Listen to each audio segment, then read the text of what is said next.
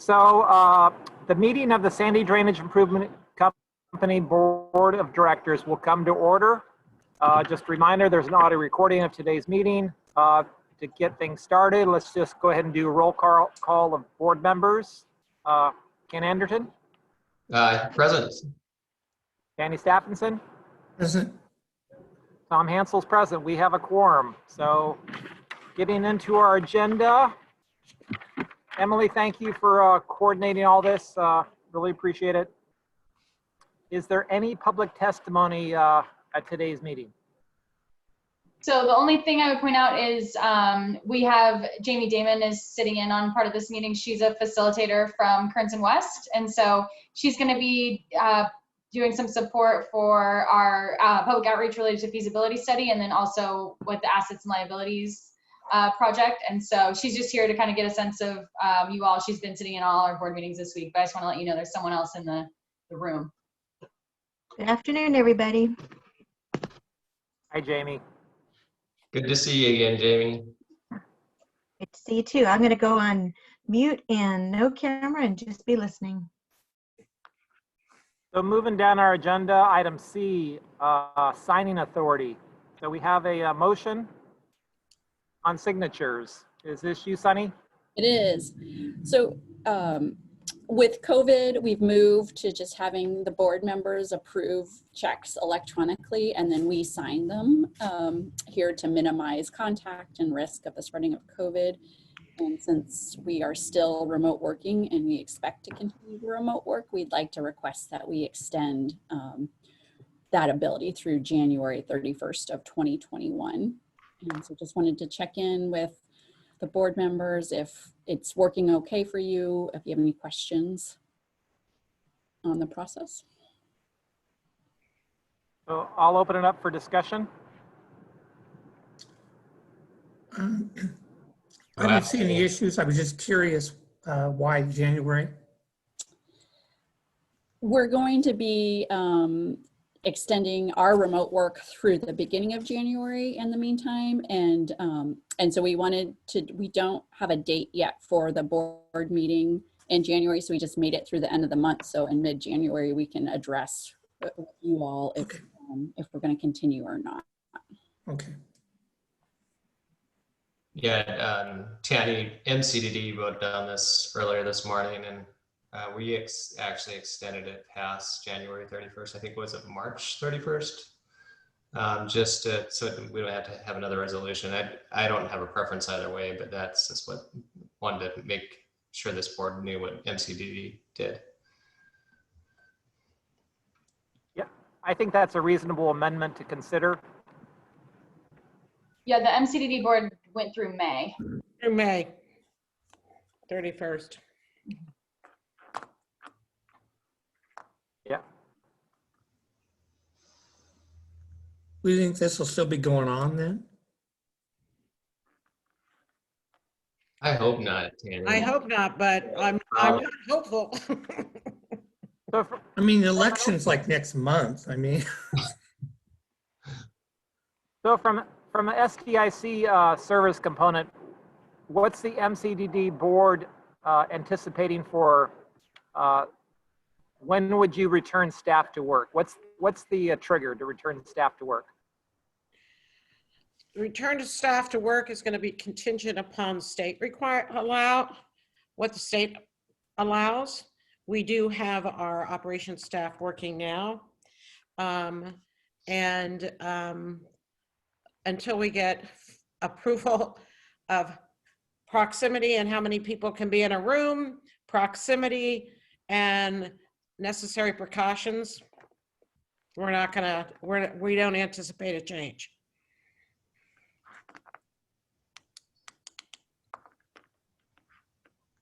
So any consideration on amending this January 31 date? Danny? To May? I'm just consideration of extending. I'm not saying May, whatever. Yeah, I'm up for consideration, but I'd also like to have a reasonable time to reevaluate it. Yeah, what I mentioned in MCDD is that we can always rescind it through a resolution. And so my thought is that instead of, we don't know exactly the timeline, we think it's probably first quarter of next year that people will start getting in the office. So why not extend it through the first quarter? Okay. I guess I'm comfortable with March 31st. That'd be first quarter, huh? Yeah. Yep. Okay. So does anybody want to make a motion with the amendment? I move to authorize staff-only signatures on checks after electronic board approval through March 31st, 2021, Correct. in order to adhere to COVID-19 safety protocols. I'll second that. So we have a motion and a second. Let's go ahead and do a roll call vote. Ken, I vote yes. Danny, Yes. and I'm a yes as well. Motion carries unanimously. Thank you. Thanks, Sunny.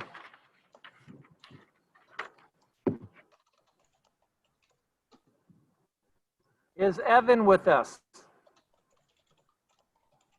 Community update.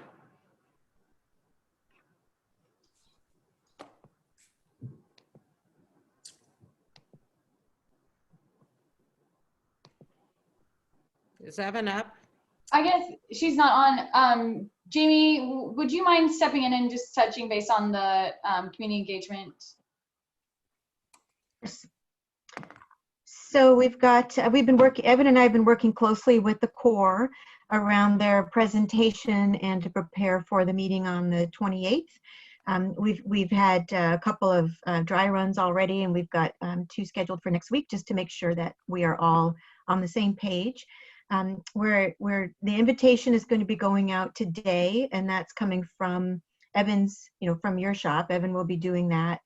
And we've got the meeting set up as a webinar, and what that means is that it's a little less of a, kind of more. It's less of a back and forth conversation and more of a kind of an audience and presenter situation. But we will have the chat open throughout the entire meeting, and we'll be closely monitoring the chat to capture people's questions and their input, and that information will get directed to Evan and Aaron and myself as we're monitoring the meeting. And throughout the agenda, we have several places where we'll be stopping to answer questions, to make sure people are understand where we are, and what we've presented. We've got, and then at the end of the meeting, we have about a 20-minute period for Q&A. So a couple other highlights is the meeting will be recorded and posted afterwards. We will have a transcript of all the questions in the chat, and that will be posted as well, so people can see the kinds of questions everyone asked. And we will also do an FAQ after the meeting with kind of rolling up a lot of the frequently asked questions and answers associated with that. So that's the highlights. And I can pause and see what questions people have. And let me just add, and I assumed everybody heard this, but I want to make sure it's clear. This is the community outreach on the status of the feasibility study and the optimization process that the Corps has gone through. So this is an opportunity for the Corps to interact with the public, take this back to them to give them the information, and a mechanism for us to receive and understand the feedback that is coming from our communities. Thanks, Peggy. And one other thing, Mike Wells will do a little bit of a presentation on the 5 minutes to give an introduction of the work, and then I will be spending about 5 minutes to give people an understanding of kind of how this fits into the big scheme of things. So, but the predominant amount is for the Corps to present its findings. Open it up for discussion, questions.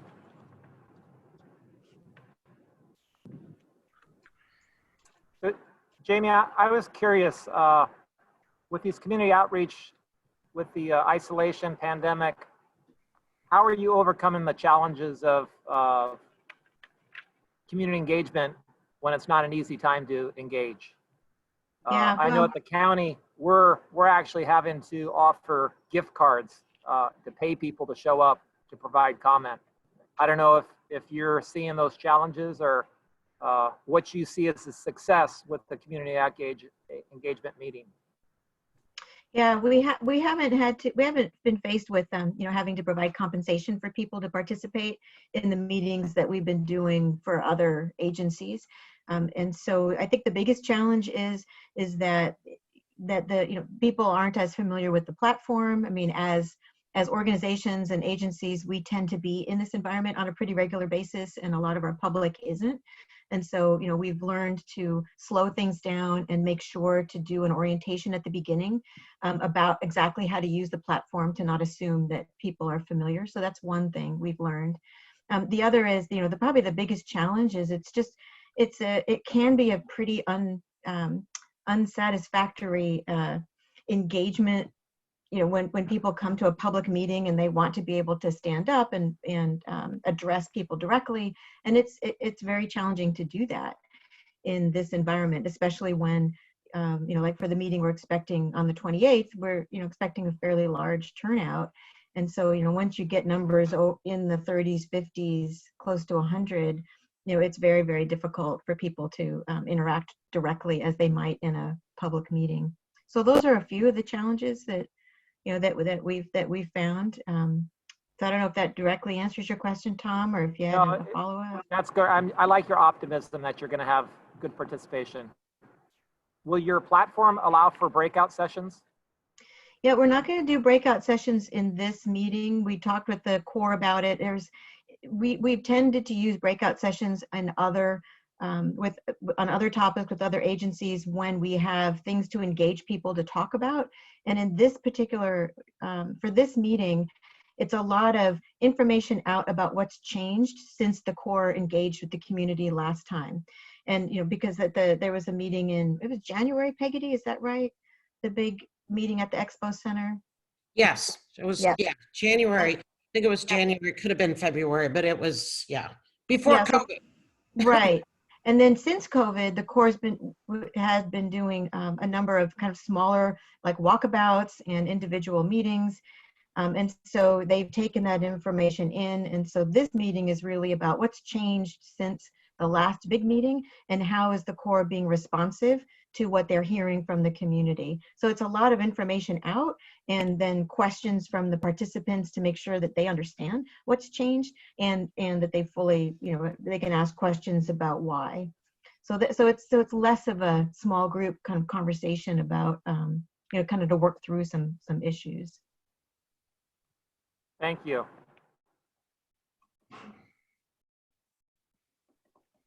If there's no further questions or comments, thank you very much, Jamie. What's the deadline for getting this feedback to the Corps? Well, the Corps will be getting information directly at the meeting because they will be live presenting, and we're going to be live gathering feedback and questions. And so we'll be feeding those to the Corps in that meeting. And then any questions that we can't answer in the meeting, we've already talked with the Corps about what the turnaround would be to get their answers in writing so that we can do an FAQ and post that on the website. And they expect to be able to turn that around within really a couple of weeks after the meeting. And the only reason I ask that is, like for Troutdale, we're seeing like public participation being down 70, 80%. Wow. So I'm just curious, if you're going to be able to get what you need in a video call. I think that is one of the challenges I think that we're all facing is, people are a little bit put out by the virtual platform. And I think what we're going to have to do is see who comes and pay attention to who's not there. And then talk about, how we loop back around to make sure that directly impacted property owners, get the information that they need and that we get the information back. So yeah, I think we have to be a little bit flexible.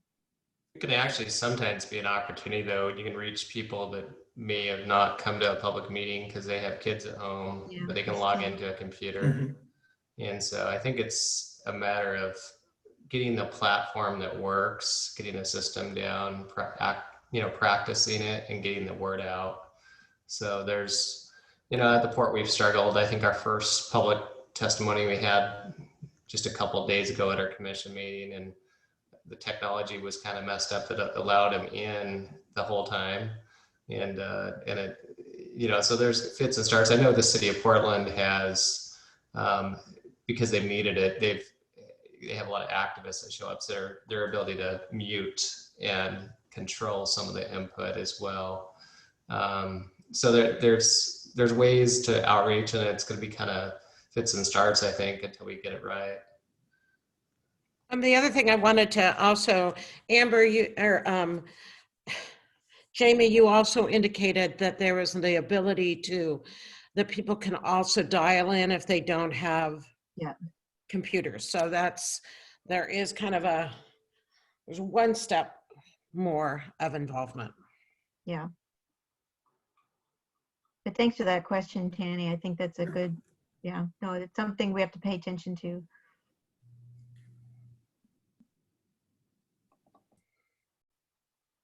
Anything else? We good to go? I think we're done with community update. Okay.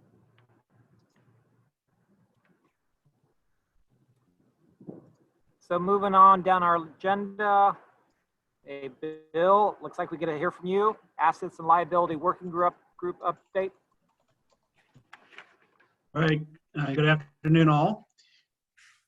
This topic deals with that project, was specifically regarding the board working group that's was formed by your and the other 3 district boards a couple months ago to support the development of those project products. You might recall that that board was formed with 4 members, a representative from each of the 4 districts. I believe Tom is your representative on that board.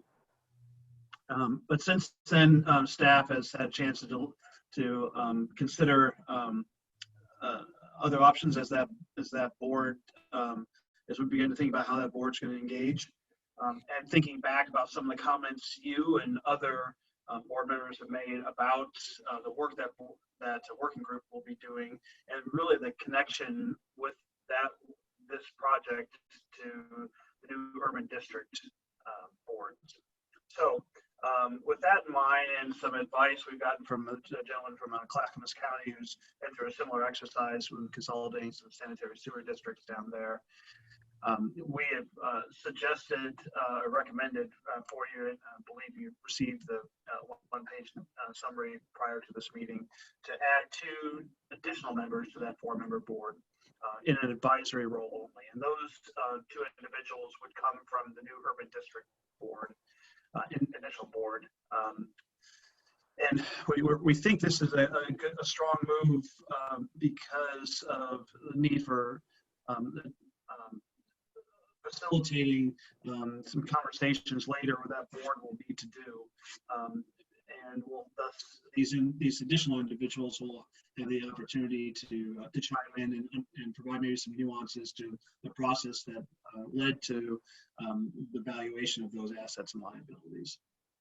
So with that in mind, as well as your, I think their perspectives may be of value to you as you consider how to present and package that information to the recipient, really, which is the new urban district board. So I think I'll stop there. I think most of my other comments were included in that summary page, and so I'd open the floor to questions or comments.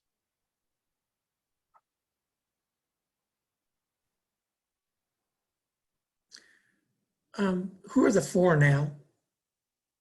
Well, Tom is from your group, I believe. Corky is from MCDD. Mary Helen Kincaid is from Penn 2, and Claudio Campesano is from Penn 1. I believe both Corky and Mary Helen are also on the Urban District Board as their district representatives. Yeah, and who are you looking at from the urban board? Now, we don't have specific people in mind yet. Peggy, do you want to comment on that? I did not want to raise this issue other than with Mike Jordan until there was approval from the various district boards that they wanted to go forward with this.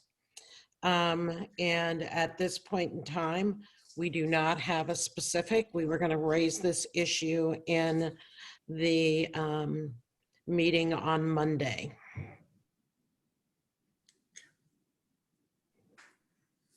If you're thinking of recommendations, please let me know. No, I wasn't. Okay.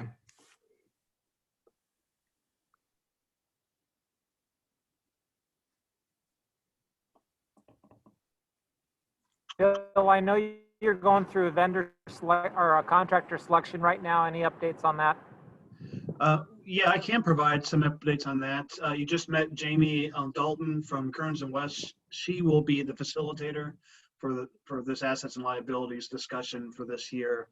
We went through a process to evaluate written proposals and interviews, and Kearns and West was our selected choice.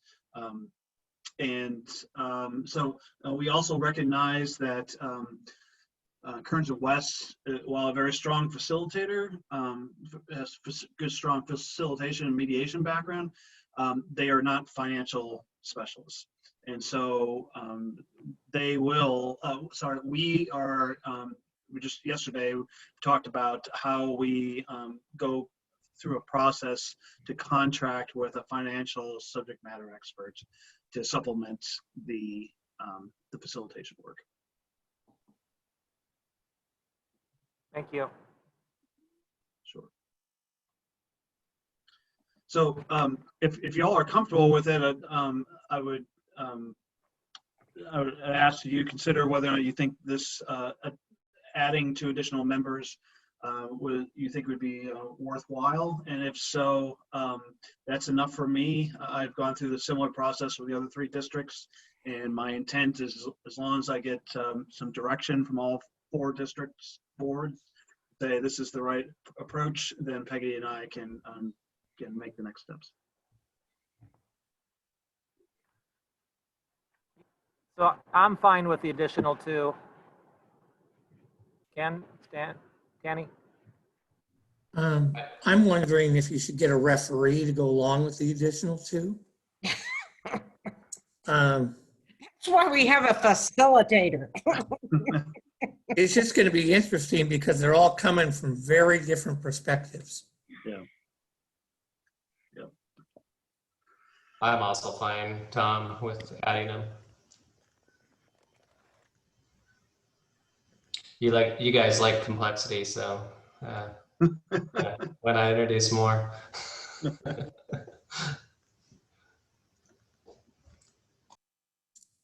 Okay. So Danny, am I picking up? Danny, am I picking up your apprehensive here? Are you okay? Yeah, with I'll jump off the board too. Okay. I think you have what you need, right, Bill? Yes, sir. Thank you for your time. Thank you. Moving down our list, drainage master plan review. Amber? Hi, everyone. Nice to see you again. I just wanted to take some time actually in this forum to not only thank you guys for participating in that joint presentation with Troutdale. I know it's a little bit different than our normal style for presentations, but I hope you see the value that we did considering it's a collaborative project. I also wanted, in the vein of community engagement, just provide you an update. Last Friday, we actually had our comment period closed for feedback. And I can let you know that we had a whopping 0 responses to our mailing survey and getting feedback back from the community. While often community engagement can be pretty low for such reports like this, technical reports. It could just be a signal of the importance of what's going on in our social and economy right now. So just know that we did do some outreach and we didn't get any feedback. Tanny, I wanted to take this time to address the questions that you sent over to Troutdale and us. Okay. If that's okay, we can kind of run through the questions and discuss that Sure. format. Sure. Okay, great. Great. Tammy, I didn't have time to send this via your board material, but I can run through what you have 4 questions that were posed to us following that presentation. The first question was related to page 8 on the executive summary, and it really surrounded why the initial effort was to involve the Blue Lake drainage area into the project study, as either that's not under your existing jurisdiction or the city of Troutdale's. And I just wanted to take a moment to let you know that the reason for this is really twofold. That area is hydrologically connected. The Blue Lake drainage area contributes flow into the SDIC system, and therefore it's really important for us to assess that and understand the flood impacts on the pump station. Secondly, the area is really essential in order for us to understand the potential benefits that Blue Lake drainage area, the gate tower, provides. And so that was really important for us to understand, as I know that is an area of concern and you wanted to better understand that relationship. So that was the reason that it was included in the project study area from the beginning with our project scoping.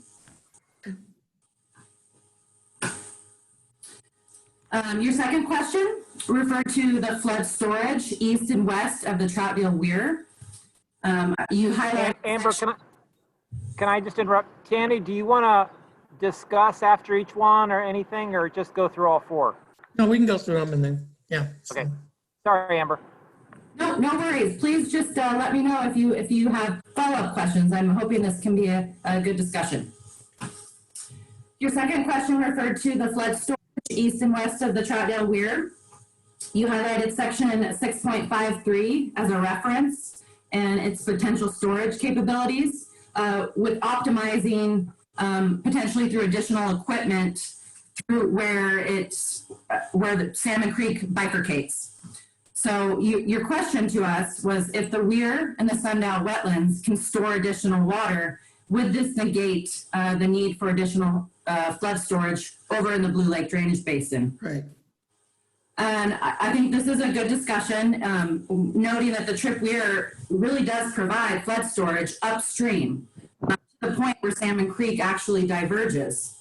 And this is prior to where Salmon Creek runs under the culvert by Marine Drive. And so the hydrology downstream is really influenced by other features. And so I wanted to highlight section 6.54. It's the section titled Blue Lake Storage Evaluation with the Trip Weir closed. This explains the storage benefit of Blue Lake drainage basin, and it actually highlights that this is minimal in respect to water elevations in SDIC. Table 6.3 is a paragraph that follows, and the paragraph that follows that table in there actually shows that it does provide reduction in the water surface elevations between 1.2 and 7.2 inches. That's 0.1 and 0.6 feet, and that's during the 100-year event. So technically there is a benefit to have the hydrologic connection to the Blue Lake drainage basin. However, that benefit is small, and that's what some of the modeling results showed. Think about the size of the storm and the location of the storm and where it's getting in the system. So you talk about the level of benefit for SDIC. Mm-hmm. What is the level of benefit for MCDD? I mean, is there a correlation? I think that's a good question, but as I was hired by you guys to do this report for you, I wasn't looking at the benefits that it provides to MCDD. I think that this, what you're going to find is that this effort not only provides you with the information needed to have that discussion with MCDD. So obviously they have a flow that's needing to come out that way currently. Bill, if you can speak at all to the MCD drainage master plan, that might be helpful. And just briefly, the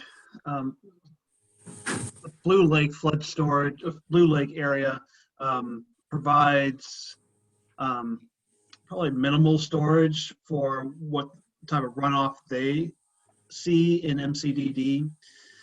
The gate tower and the conduits under the levee are primarily the conveyance way to allow water from the Blue Lake area to get to a point where it can be discharged over the levee system.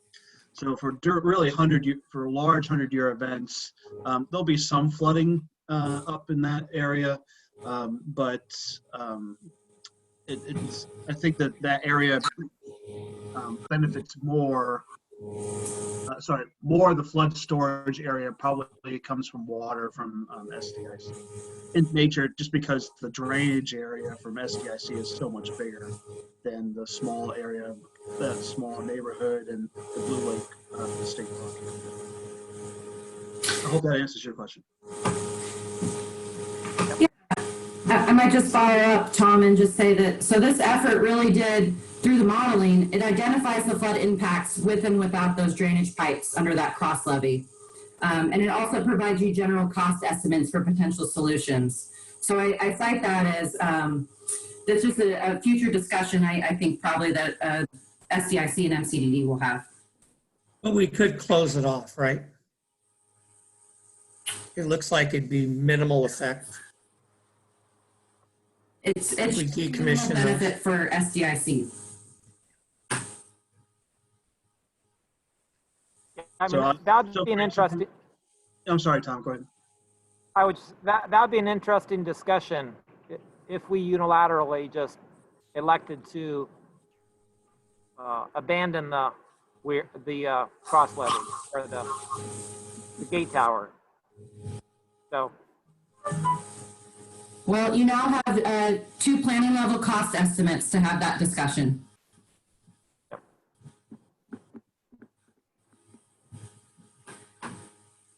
Tanny, any follow-up questions, or do you want me to move on to the third? Oh, go ahead. Okay. Your third question was asking for the elevation difference of the Sundown wetland storage versus the gate tower storage. And what is the difference in storage surface area acreage between the 2 sites? We pulled out some figures from this. I want to note that there was different modeling techniques used to simulate the flood storage in both the Blue Lake drainage area and the Sundial wetlands. So as a result, there's not a quick comparison that's able to be done between flood storage volume and surface area between the 2 sites. But with that given, we did find some good information from this. The storage elevation in the Blue Lake storage basin varies from 11 feet to over 18 feet. With a significant increase, it actually occurs around 16 feet. So the storage elevation for that area behind the trip weir structure in the Sundial wetlands begins at 10.5 feet.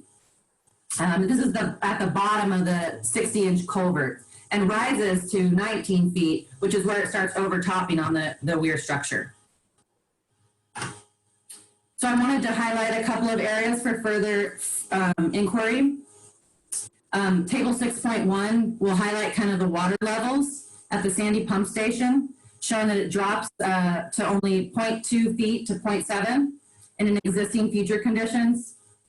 And then also take a look at table 6.2, just showing the water levels at the Sandy pump station drop an additional 0.7 feet and 1.4 feet in existing and future conditions due to the use of the trip weir and flood storage in those wetlands.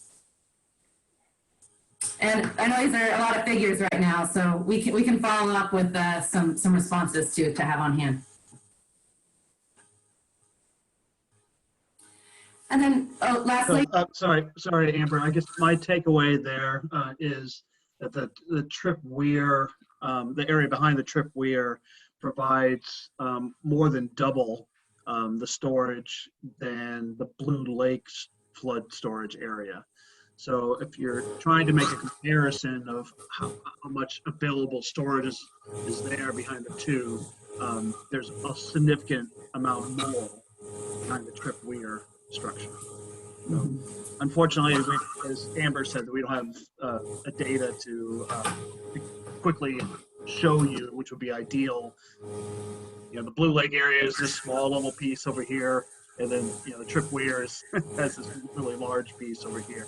But hopefully, indirectly through these tables, you can get a sense that one is significantly more than the other for the same range of elevations. Bill, do you have the data for the trip property though, of how much storage is behind the weir? Is it the Blue Lake portion that you don't have the data for? So we have data for both. And as Amber said, it was a choice about modeling techniques of how to incorporate that data into that tool, that hydraulic tool. So we do have the information. Okay. So you have, I believe we calculated that for the construction, and Okay. then we demonstrated it by the big storm. Yeah, right. It probably would be worth our while to have those calculations, Ken, if that's available. Yeah, I would try check with Robin McCaffrey from our engineering. And just as a follow-up to that, I think the consultant just took that effort given the way that the stream is currently operating with, it's separating right there, Salmon Creek.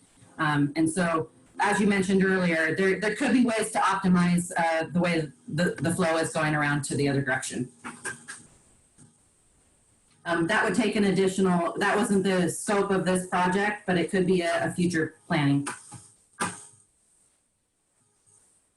Any other questions at all for that? Okay. Tanny, your last question dealt with fiscal responsibility and some of the language that was used throughout the report. I noticed, I think it was a really good pickup. You noticed that stakeholders cited the need for stakeholders to procure the necessary funding to complete the items in the capital improvement plan. And the recommended CIPs, as you mentioned, will be added to both the SDIC and the city's future CIPs. So my suggestion was to modify that language throughout the report, including the executive summary, to be more broad and to not explicitly call out either the SDIC or the city as stakeholder lead. Instead, this would cite the project location as the mechanism for being a lead on the potential project. And I cite this as just that given the SDIC does not own some of the assets that are identified through some of these recommended CIPs, it's going to be really important to work closely with the city and other stakeholders such as the port and the county to prioritize and find solutions to how these can be addressed. And that includes also being creative and seeking out additional funding opportunities. So I just wanted to mention that as a suggestion that we could change the language actually to reflect that a little bit so that maybe it's not explicitly stating any fiscal responsibilities with either agency. Yeah, it certainly kind of connotated that, that this is whose it is and this is who's going to be fixing it. Or at least I was able to get there by reading it. And I think on that note, Tanny, I know that was something that was a big consideration early on, and we really tried to address that throughout the report and mention that ownership and future management of the drainage pipes and the assets throughout were not addressed during this effort. So ownership was not the focus of this plan. Right, and I think probably the big one's the gate tower. Mm-hmm. Because that's going to end up on somebody's CIP list. And if it ends up being somebody else's issue, how are we handling that? So right now there's a column in the table that says stakeholder lead, I believe, and it has SDIC listed. My suggestion from changing it from stakeholder lead to reflect project location would then change that to be MCDD and SDIC.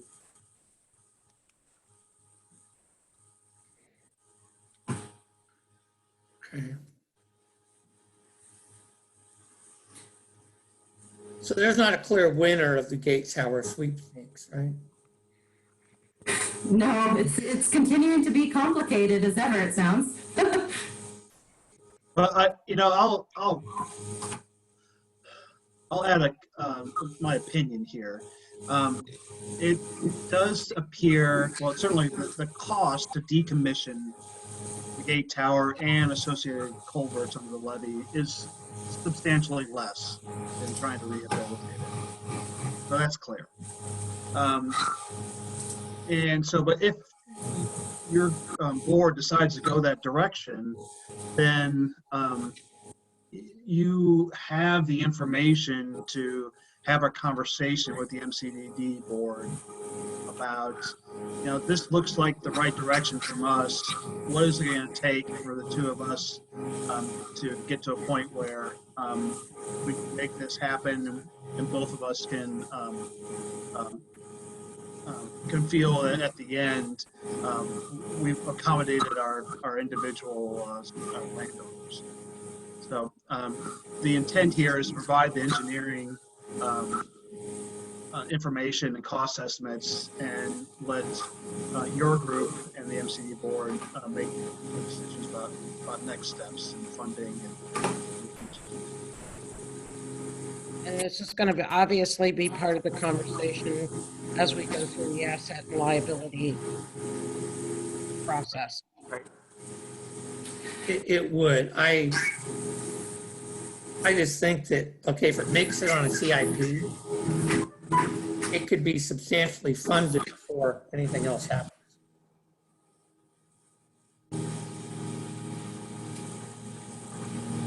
A project could conceivably. Sorry, Dan, I didn't quite follow your statement there. It could, if it makes it onto a CIP, what would happen?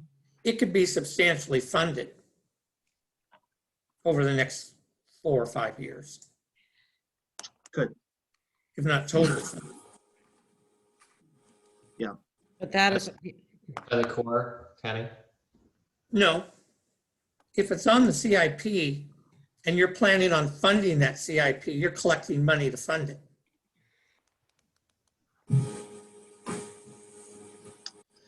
And so just for reference, Ken, the feasibility study did not include this asset or the drainage. Right.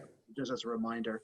And Tanny, theoretically, that's correct, right? So if you have a long-term CIP, you're trying to anticipate those costs in the future. But this, honestly, kind of an unusual time for the districts, and they're trying to balance their current assets and liabilities as opposed to what's coming in the future. and the Right. other piece I would add is no CIP is approved until it's approved by this board. It goes No, through, I know that. I'm thinking more, I guess, of the city at this point. yeah. If it makes it onto their plan, then it's part of the FTC calculation and everything else. So, right. So in this case, this is outside of the city's jurisdiction, right? So I guess they would have to depend on. They would have to make their own decision whether or not they want to fund it. Right. Okay. Yeah, Tanny, I might just follow up with the intent of this plan was not to replace our existing capital improvement plan. I think the intent is to provide information and additional considerations when you're adopting future CIPs. Right. I think some of us were just hoping that this was going to say you are the proud owner of the Gate Tower. Somebody would win it and then have to fix it. And we were careful of that consideration, but it was really outside of the scope of this project. And we've cited throughout the report that the recommendations made in the drainage master plan are independent of ownership and maintenance responsibility. And I've pulled those out for you to look through the report at. Okay. Would it be, I had a question for you, would it be helpful to include maybe a generic statement following maybe, let's say, the gate tower analysis that talks about what this did do, which is identify the flood impacts with and without those drainage pipes and provide those high-level cost estimates for discussions, so that, and change that stakeholder lead so that it is more reflective of that need for MCDD and SDIC. Well, I would say for the ownership and responsibility piece of it, I would probably defer to Brian and see what he thinks it would, would be enough to make any potential liability kind of come off the table. 'Cause that's my biggest concern, is just fixing something that's really not ours. Mm-hmm. And that's why I'm hoping to take out that anything that's stakeholder lead potentially when it's talking about those cost estimates, and instead focus on project location. Okay. Yeah, this is Brian. Go ahead, Brian. Yeah. Hey, thanks for having me. So as far as assigning ownership, I don't think that that's something that this drainage master plan can actually do. I just think that's beyond the scope of it, and assigning ownership at any level or responsibility of things that are either outside the district or outside of the scope of Troutdale's jurisdiction is not appropriate either. And taking out those kinds of things, as well as the lead responsibility for those kinds of things, is obviously that hasn't been determined yet, because City of Troutdale hasn't agreed to anything, nor is SDIC. So making things as generic as possible without having an assigned responsibility to it definitely would be appreciated. I don't think that the SDIC board should approve this drainage master plan unless those kinds of considerations were put into it.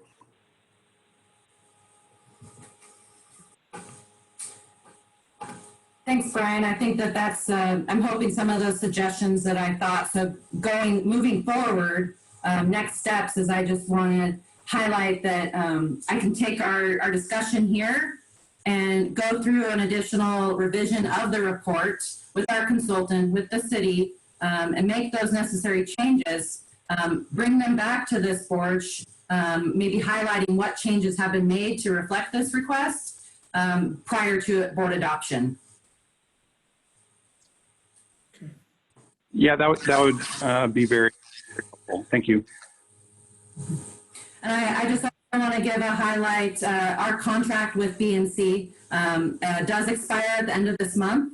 We're going to be working together really a lot over the next couple of weeks to make these changes. As you know, this lots of circumstances, it has pushed on farther than we'd like, and we're nearly exhausted our budget. So my request to you is right now is I'm understanding the need to change some of the language.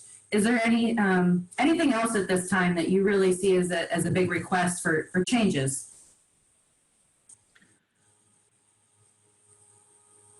From my perspective? From the whole board.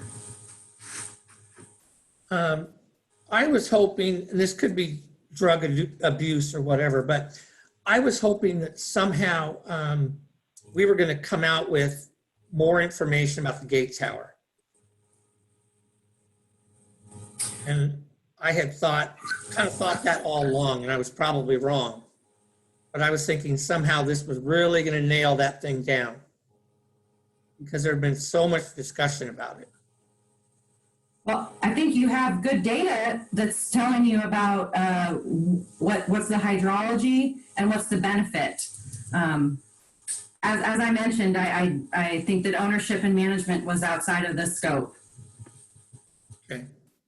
Yeah, and Tanny, I'll take one on here. I think I didn't maybe set your expectations well enough to say this is really a public works document or engineering document, if you will, and it would not have addressed the ownership or some other pieces to it, as Brian just alluded to. So I apologize for misleading you about No, that's okay. how the final product is. But I do think, at least from the technical side, you have everything you need at this point, and then to have a meaningful conversation with within internally and potentially with the MCD board.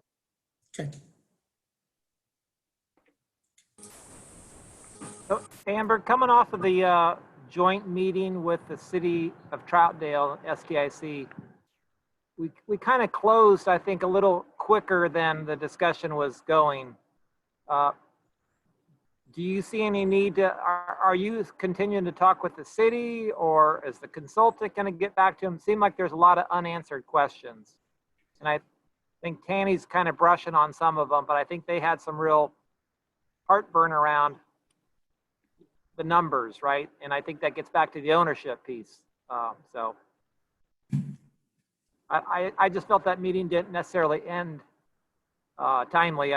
They had to go to another board meeting, so it was cut off abruptly. And I just wonder if is there plans to kind of continue, or maybe you have continued that discussion. I just want to make sure they felt they had the audience to ask all their questions, because this is the joint study, and I think you're the project manager for the whole study, right?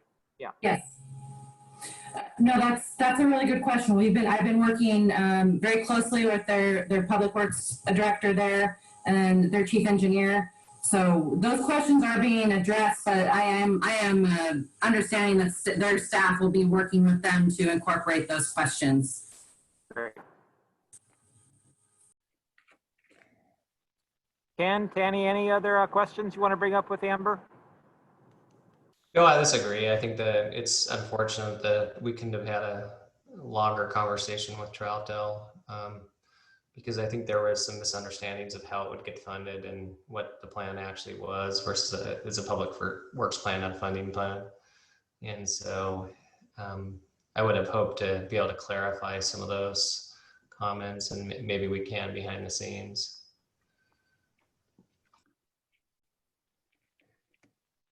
I agree. They've been a great partner to work with, and I want to make sure that all of their concerns and feedback are incorporated. Yeah, and frankly, one of their big concerns is funding the plan.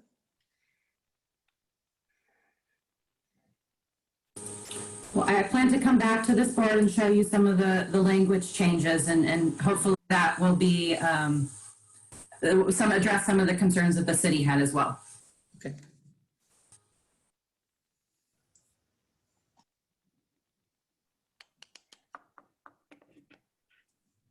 All right, anything else for me? Thanks, Amber. Okay, thank you. Stay safe out there.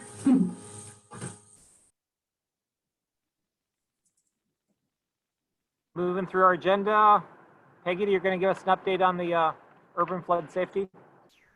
Yes, I have gotten requests from MCDD and others that they'd like more information on how those board meetings are going. And so I am taking this opportunity to share with you kind of where things are and where they're going in the short term, and give you some background. At the end, I would appreciate knowing if this is too much information or not enough. I know Tanny is working with you as well, so I just look at this as kind of my effort to help people understand how all these pieces are fitting together. But before I get started, I just wanted to give you an update that obviously fall blew in this last weekend, and we got a fair amount of rain, and it just provided an opportunity to test the system before the real rains began. Everything was working fine. little pieces here and there, but nothing that our operations staff couldn't handle. So I just wanted to lower any anxieties or concerns. In addition, I just want to let you know, and this is a hard one for me, but I wanted to inform you all that Sunny Simpkins, our deputy director, has moved to Bend with her kids and family. We are fortunate with remote working that we are able to keep her till the end of December. So she will still be on board because she brings a tremendous amount of institutional knowledge and foresight and skills to our existing team. But I did want to let you know there will be some changes in the organization over the next few months, and I'll keep you informed of that. As far as the Urban Flood Safety Water Quality District, as you know, I've used this term more than once, but I'm going to say it again because I think people,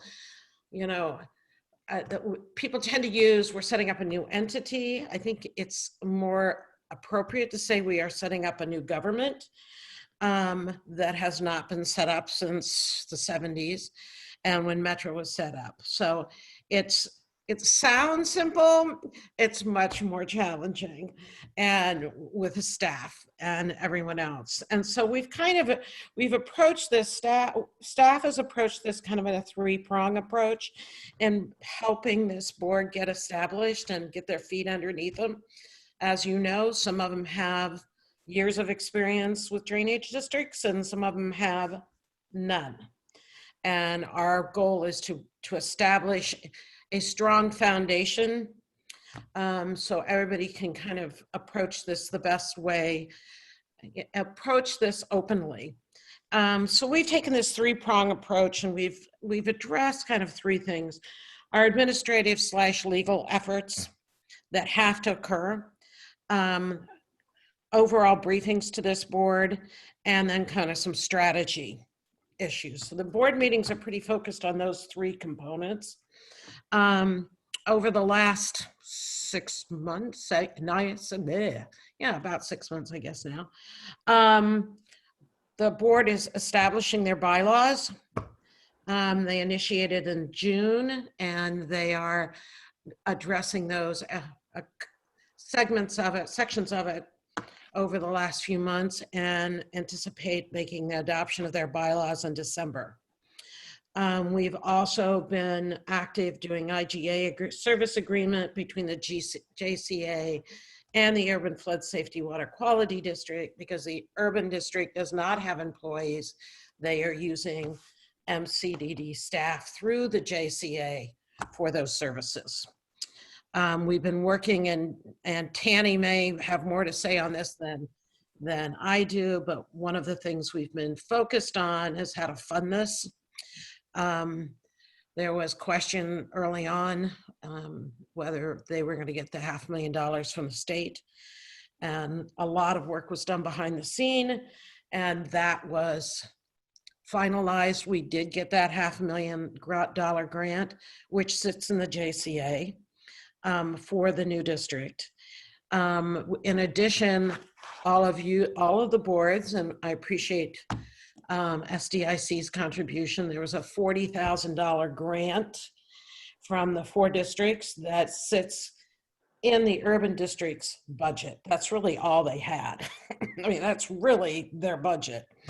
And in addition, much with Tanny's help, Tanny's really led this effort to work with the LRC for some additional fundings to help bridge the gap for this year. And in the last LRC meeting, the LRC nodded their heads about a contribution of $123,000. That will be put in front of them for vote in a resolution, or for vote and approval in November formally.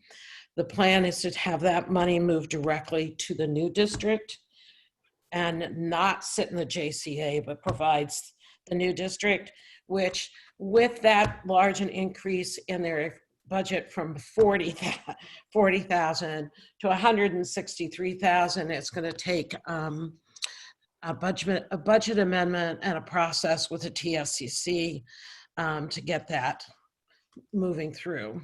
But it now provides that new district approximately $663,000 in this year. The trick is this board has fallen off a cliff in June of 21 because there is no additional funding. Tanny has been leading an effort. They do have a budget committee. Tanny is head of that, and looking at additional funding mechanisms to fund the board through till the permanent board is established. Currently, we're evaluating a loan that then would be paid off with a new revenue structure that would come on in a few years, or a line of credit. So those are two mechanisms we're in the process of looking into, and the challenge with either one of those mechanisms is who's going to be the guarantee, who will guarantee those loans. And we are putting together a preliminary business plan to be able to put that together to talk to some potential in organizations, whether it be the county. And Lori Stegman is also in this budget meeting, so our budget committee, so she's aware of where we were going. Whether it's the city, the county, the port, metro, a conglomerate of those to guarantee, where those pieces need to be worked out, but I wanted to let you know where we were. Do you have anything else to add to that, Tanny?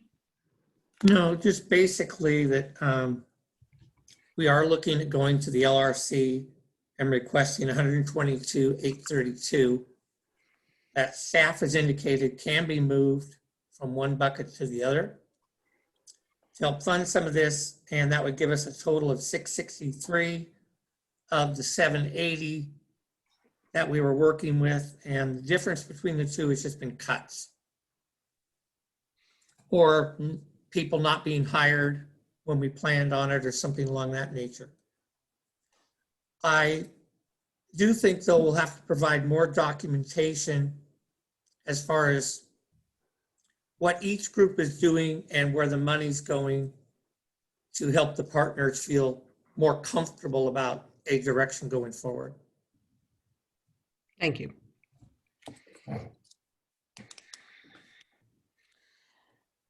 Any questions on that? So in that light, I know the LRC IGA has many stakeholders, and they have different roles and sit on different boards, IGA board, interim board, no involvement. Do we feel we have adequate transparency that the current 5-year IGA we have with all these parties there? Do we need to go back and amend that IGA to reflect funds are now going to support the interim board? I mean, I'm not an attorney. I'm more about what are we doing to go back to every jurisdiction and share this communication. So if I may, I can take that. Sorry. Are you still there, Tom? If I may, the existing. Wow, there is a delay. The existing IGA has language that does support this grant to the urban district. It is in furtherance of, I believe, goal 3 of establishing a new district, a new governance structure, and advancing that. So it would just be within the existing IGA language. No amendment is necessary. There will be a resolution that we will be proposing to the LRC, and I'm thinking maybe that's something we'll want to pass through Tanny to make sure in draft form it has all the mechanism to report back to the LRC board as you feel is necessary. And then there will be a resolution from the urban district side to accept that money. And then it will just be a grant, and we'll propose a grant agreement to give the money so that we meet all of the auditing, financial auditing requirements to have the necessary paper trail. Yep. Thanks, Hong. That's appreciated. Thank you, Hong. The other couple things that just as administrative, we've had to set up, you know, we have to make sure they have insurance, they need a tax ID, they need a registered agent with the Secretary of State. There's a lot of these administrative functions that are going on that have to be approved by this board as we go forward. They have also they also adopted an anti-harassment policy. There's a number of things that they're going through.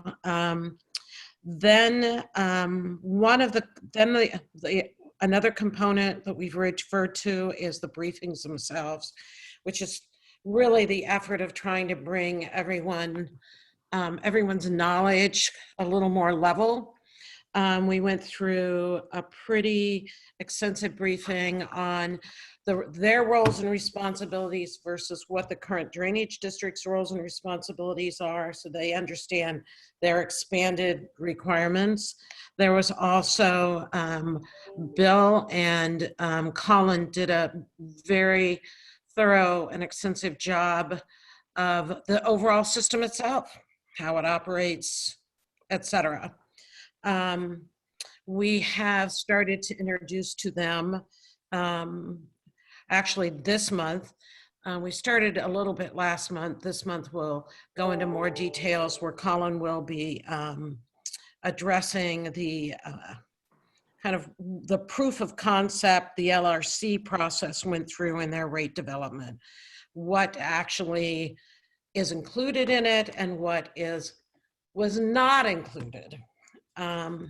So that's kind of the briefings we've been able to provide. We did go out, one thing I think was really important on a strategic process, we went out to, in focusing on their revenue development responsibility, one of the things we focused on in the meeting 2 meetings ago was we gave them, all 17 board members had an opportunity to weigh in on what we identified as 12 categories of expenses or costs or issues that they need to address for developing a rate model or a revenue model, and also provided them an opportunity to add anything in addition.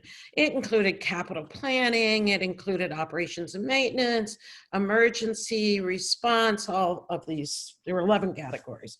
What I think is interesting out of that was out of those categories, when the individuals voted on them, what came out of that was equity, environmental, capital planning, operation and maintenance, and emergency operations were their top 5.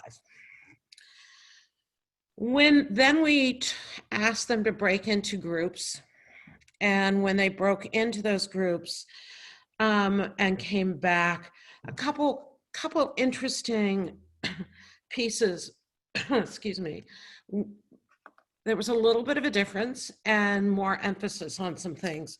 Number one, they divided into 3 or 4 groups, and 3 of them emphasized the importance of embedding equity into the entire process of making, and I'm not sure embedded, but integrating equity into the entire process. So equity was important. And I made a switch here. I said incorrectly. Capital planning was another one, was a top one. Operations and maintenance was important. Federal safety standards. And the first, I misquoted. The first time around on an individual basis, they talked about emergency operations. Second time around, that dropped off and they put environmental in there.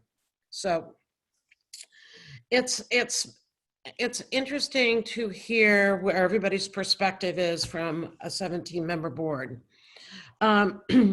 We are initiating a mission, vision, values process for this initial board, and the focus of that mission, vision, values. We got a lot of questions in the MCDD board, so I want to make sure I'm clarifying the effort. Their job, their mission generally is to make sure that they put a revenue structure together. They need to be able to provide some guardrails and criteria of what that would look like. There's some things that the existing boards, they need to understand the importance of some of the values to make sure the system runs properly so that they can incorporate that into the mission, vision, values. But the bigger piece that not a bigger piece, but a piece that they haven't addressed and which needs to be incorporated as we address revenue is how do they want to approach equity and environmental concepts. And those are critical pieces to bring that forward. So anyway, that is general overview of where they are. We are going to be providing, partly with Tanny and partly in conjunction with our staff, is an update of spend to date and use of the grant funds on a regular basis so they're fully aware. And then in the October meeting, we will also be asking for two participants in the asset and liability work group. Any questions?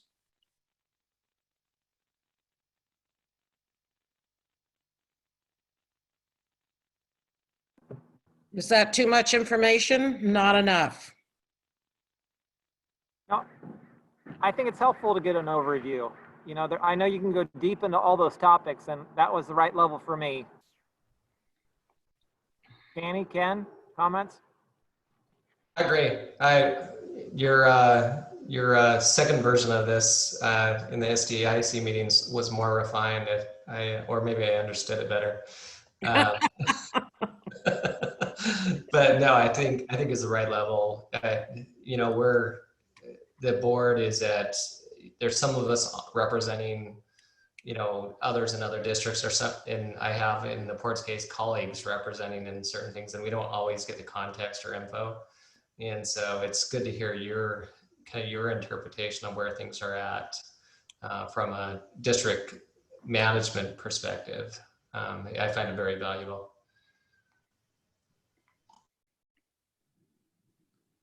I would agree, and I'll just say too that, you know, it's interesting, you got a 17-member board, and a lot of them don't have the history, don't understand, you know, how we got from point A to point B. So we're going to have some, you know, differing views and some training to do. But I would also say, Ken, Ann is on our budget committee, and she's outstanding. She's great. Yeah, Anna is fantastic. In fact, we both have a regular check-in meeting to keep each other informed, and she's great advocate to have, and trying to understand the issues.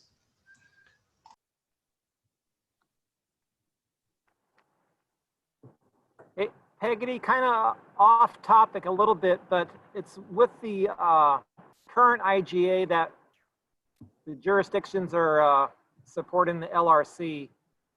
We're going to be starting budget check-ins with the chair, and you know, she sees that's a liability to her. We're in the second of 5 years, so you know, I think everybody's thinking it's going to end in 5 years, and if that's not the case, you know, we're going to have to start to introduce that notion that there could be another IGA. So I have not broached that, but I think that the chair, for example, she wants to close that down and move to other things. So just your priority thinking of that, but at some point we need to kind of be communicating, it is going to sunset at the conclusion, or it's not. And actually, Tom, I wrote myself a note because you did send a message and I just have not had the 5 minutes to get back to you on putting some materials to, you know, some talking points for you in those conversations with the chair. I recognize that and I apologize. But we've had 6 board meetings in the last week.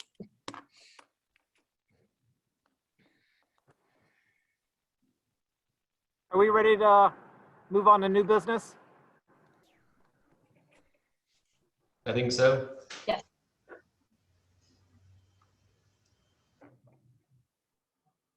I have anything nothing. to add.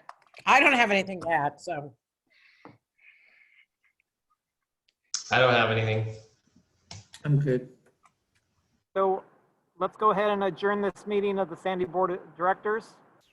Thank you, MCD staff, Brian, Hong, thank you, Bill. Everybody have a great day.